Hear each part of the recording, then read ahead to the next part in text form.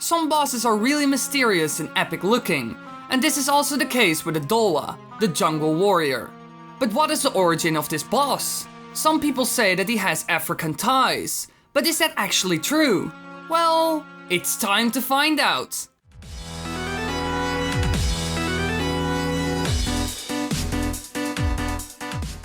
He resembles a tribal warrior and wields a sword and a shield in battle.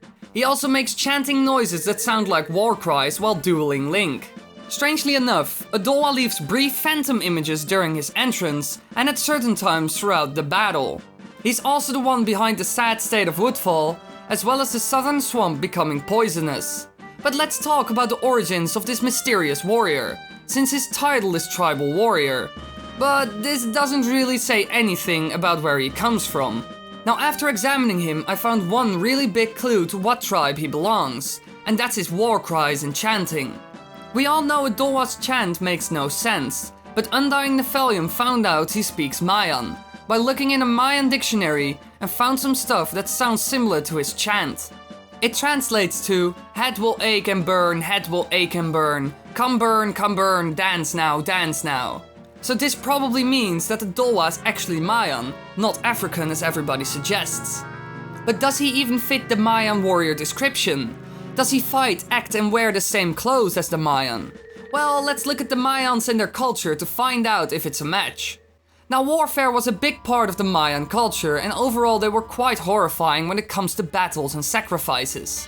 The Mayan state engaged in violent warfare for political control of people and resources. Some scholars have suggested that the capture of sacrificial victims was the driving force behind warfare. Among the most critical resources were water and farmland. Economic control of resources such as obsidian also increased competition among groups. It was suggested that Mayans were overall quite peaceful, but that turned out to be false. Now, what about Odolwa's sword and shield? Did Mayans use something similar? Well, when Mayan armies clashed in battles, they used melee weapons including clubs, axes, stabbing spears and knives. The Mayan war club resembled the macuahuitl of the Aztecs, in that it was lined with obsidian blades on 3 sides. These 42-inch long clubs could stun, break bones, or cut. They were capable of cutting off a horse's head clean. Mayans also used axes with heads of stone, obsidian, flint, or bronze. The sharp edge of the axe could kill, and the dull edge could stun. The objective of the battle was to often capture, not kill enemy warriors, making the axe a good weapon. In hand-to-hand combat, the Mayans used the same 10-inch blade knives they used in sacrifices. But there's one problem here. All these weapons were made with obsidian, stone, or bronze. And obsidian is volcanic glass. But we don't see any steel or iron like Odolwa's blade. This is because the Mayans didn't really have an available source of iron ore, so this sword doesn't really fit. But when it comes to his armor and shield, it fits way better. Mayan warriors carried shields, and the elite and veterans wore thick, cotton armor treated with rock salt that could withstand obsidian. Helmets were unknown, and warriors wore elaborate headdresses instead, and also used body paint and animal skins to show their status. Now, besides this, Mayans also used masks, which most frequently represented the spiritual realm or the gods. We can see that Odolwa is covered in body paint, which really fits the Mayan style. And the same goes for his mask, which represents the spirit world.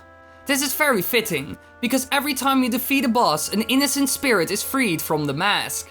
But yet again, we encounter something that doesn't really fit. His shield.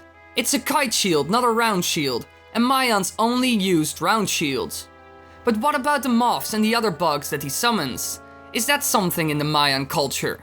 Well, we have the Arabid moth, also known as the Black Witch. It is considered a hairbringer of death in Mexico and the Caribbean folklore, as well as the Mayan. In many cultures, one of these moths flying into the house is considered bad luck. In Mexico, when there's a sickness in the house and this moth enters, it is believed that the sick person will die. The Mayans were partially settled in Mexico, and this folklore story probably came from the Mayan or Aztec culture. So this could be a connection to the killer moths that Odolwa summons during the battle. And using bugs as a weapon is also more common than you think. Mayan books tell of hornets and wasps used as defensive weapons. When attackers came, defending warriors had pumpkins filled with hornets that they threw in the midst of the attackers. Hornets erupted out of the pumpkins and angrily attacked, killing many warriors.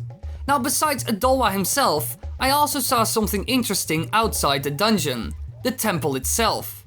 When we look at the temple, we can see that it actually looks a lot like a Mayan temple, only it's partially underwater.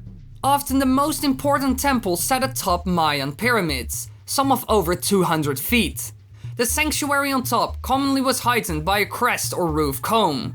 Now the decoration inside the temple also has a similar style to the Mayans, since it's not just paint, but also sculptures in the wall itself. This is something that we see very often in the decorations of the Mayans, but we don't see this in the African culture. Another very strange thing that we see in the game is Odolwa's mask in the stories of Anju's grandmother. So does this mean that the mask has been around for longer, just like the temple itself? Maybe it was a Deku Scrub artifact of a god which Skull Kid corrupted. The monkey even calls Odolwa the monster, which indicates that he kind of knew who he was, or at least seen or heard of him before. But there's no real evidence for this, so it shall mostly remain a question. And now you know the true origins of Odolwa, the jungle warrior.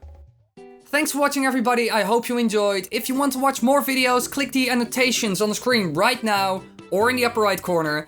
And why not click subscribe? Then you won't miss a thing.